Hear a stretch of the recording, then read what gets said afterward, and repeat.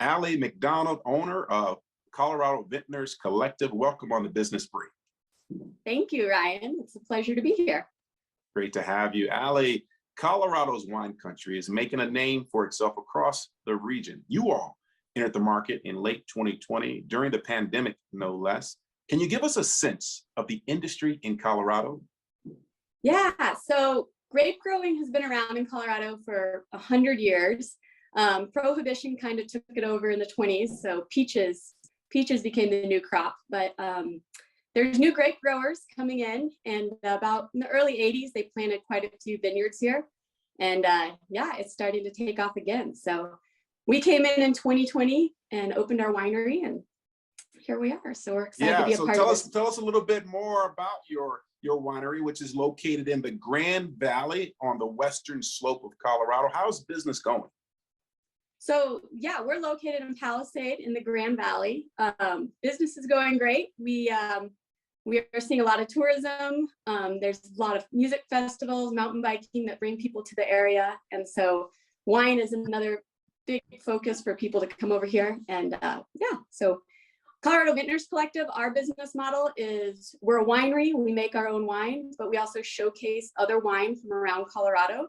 So it's kind of a collective showcasing tasting room. So you can come in and get a good idea of what Colorado wine industry is making. Let's talk to us about that for a few more seconds, Aly. You know, most of us aren't wine connoisseurs, rather, or Colorado wine connoisseurs, or no less. What makes Colorado wines, say, different? Well, Colorado wine, first off, the environment that the grapes are grown in here are very special.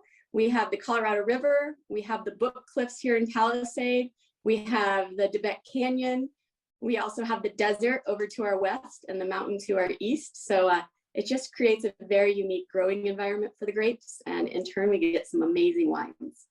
Okay, well, more reason to try it. Now, you've talked about there being a new generation of winemakers moving into the industry and reviving interest in Colorado wine, and they're bringing expertise from all over the world. How is that changing the game in Colorado wine country? Yeah, so that's the very exciting part. My husband and I have been in the wine industry for about 10, 15 years, him a little bit longer.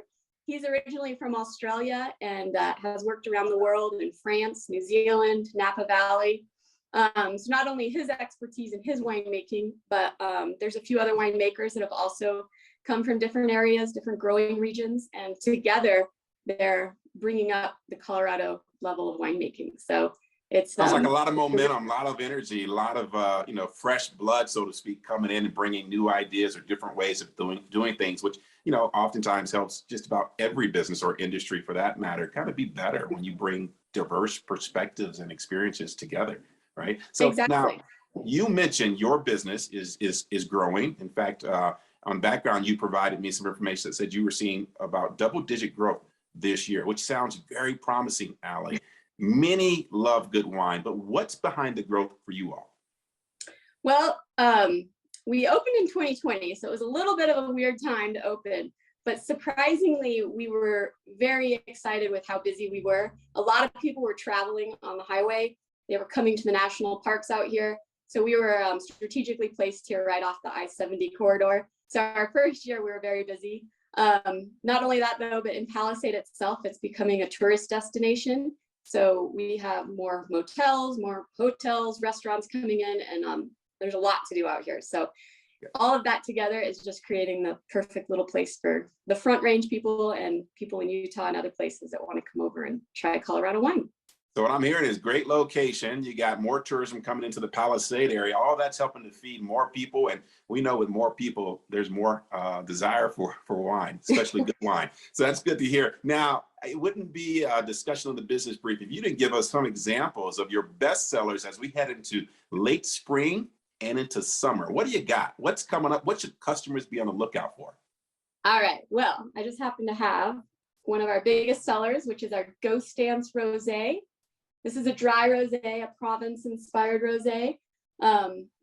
We obviously have the Book Cliffs back here, which is a location here in Palisade on our label, and this one is one that we're very proud of. We also have our Escalante Red Blend, And this one we just released, and we're very excited to have this available for people to try. And we like to give each of our wines a label of their own and a sense of place to where the wine comes from. So we definitely, being in the southwestern Colorado region, have a lot to go off of. So we have some beautiful labels, and yeah, we just really enjoy it. Well, hey, you know, here on the Business Brief, we want to support our Colorado wine country and those in the business like yourself, Aly. To you and your husband and the entire business, we wish you the very best and all the success. Aly McDonald with Colorado Vintners Collective, thank you for joining us. Thank you, Ryan.